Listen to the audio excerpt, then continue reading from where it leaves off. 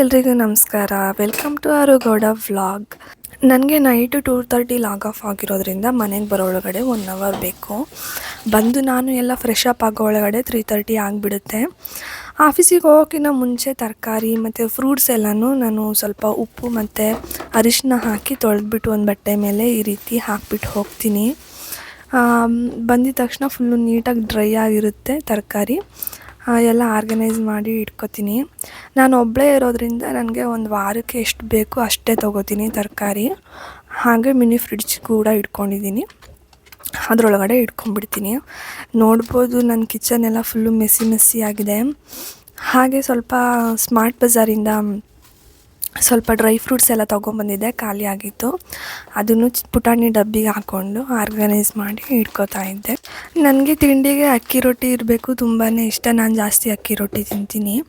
ನಾನು ಒಂದೇ ಸಲ ಅಕ್ಕಿ ಹಿಟ್ಟನ್ನ 3-4 kg ಅಷ್ಟು ಮಿಲ್ ಮಾಡಿಸಿ ಇಟ್ಕೋತಾ ಇದ್ದೆ. ಬಟ್ ಈ ಸಲ ಖಾಲಿ ಆಗಿಬಿಟ್ಟಿತ್ತು. ಎಮರ್ಜೆನ್ಸಿಗೆ ಸ್ಮಾರ್ಟ್ ಬಜಾರಿಂದ ತೊಗೊಂಬಂದಿದ್ದೆ. ನಂದು ಪುಟ್ಟ ಕಿಚನ್ ಆಗಿರೋದ್ರಿಂದ ನಾನು ಈ ರೀತಿ ಸಿಂಪಲ್ಲಾಗಿ ಆರ್ಗನೈಸ್ ಮಾಡಿ ಇಟ್ಕೋತಾ ಇದ್ದೀನಿ. ಇನ್ನು ಮಾರ್ನಿಂಗ್ ಆಫೀಸ್ಗೆ ಹೋಗೋ ಗಡಿಬಿಡೀಲಿ ನಾನು ಪಾತ್ರೆನೂ ಕೂಡ ತೊಳೆದಿರಲಿಲ್ಲ. ಹಾಗೆ ಪಾತ್ರೆನೂ ಕೂಡ ತೊಳ್ಕೊತಾ ಇದ್ದೆ.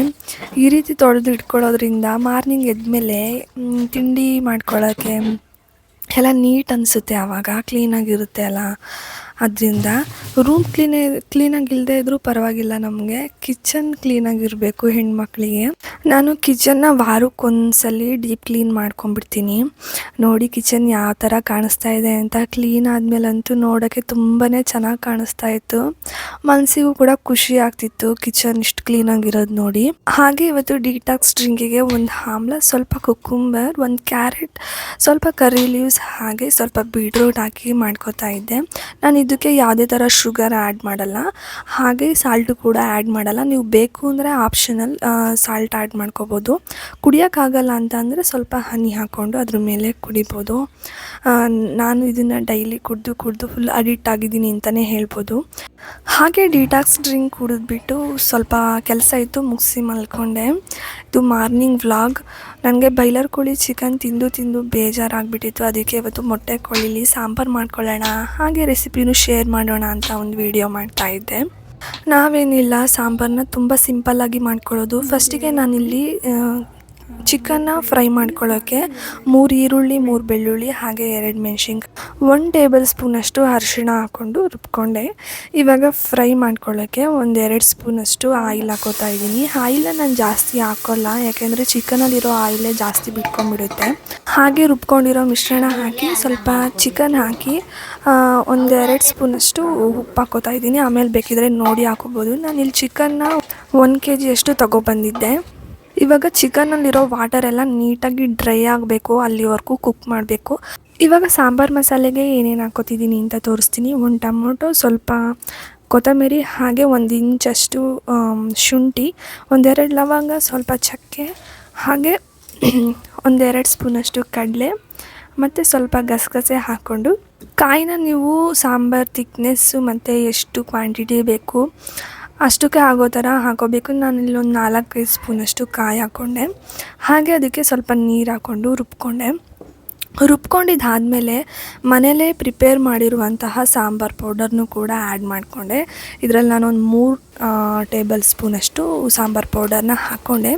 ಇವಾಗ ಚಿಕನ್ನು ನೀಟಾಗಿ ನೀರು ಬಿಟ್ಟಿದೆ, ಫುಲ್ಲು ಡ್ರೈ ಆಗಿದೆ ಚಿಕನ್ನು.